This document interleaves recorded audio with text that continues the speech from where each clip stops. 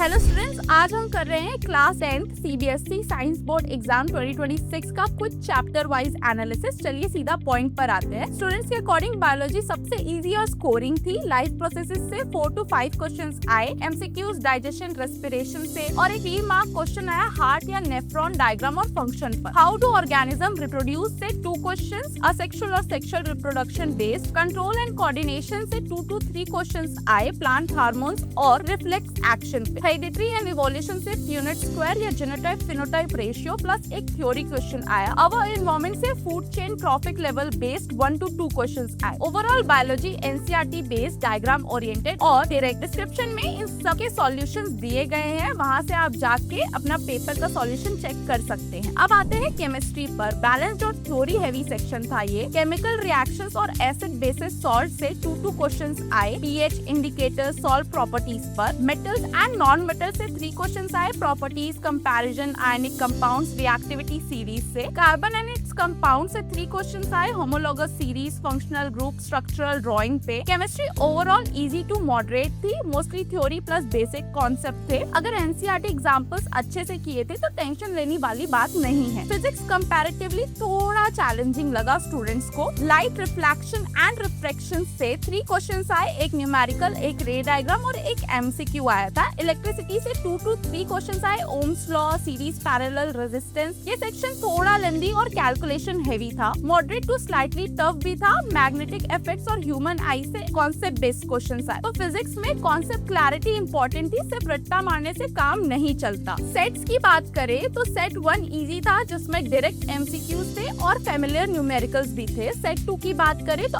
Application question slightly tricky थे और physics numericals भी लेंथी थे। सेट 3 में फिजिक्स के केस स्टडी डिफिकल्ट थे, high order thinking skill question ज्यादा आए और असर्शन रीजनिंग थोड़े से कंफ्यूजिंग थे। ओवरऑल सेट इजी थे एक्सेप्ट 31-2 सेट 2। इस सेट में कुछ क्वेश्चन एनसीईआरटी के बाहर से आए थे, ये सेट थोड़ा सा ट्रिकी था। पेपर कंपैरेटिवली एनसीईआरटी ओरिएंटेड था और जिस स्टूडेंट ने NCERT plus sample paper solve किए थे उसके लिए पेपर मैनेजेबल था। बायोलॉजी सबसे स्कोरिंग, केमिस्ट्री बैलेंस्ड, फिजिक्स थोड़ा सा कंसेप्चुअल था। For more board exam analysis, reviews and fact, subscribe college दुनिया।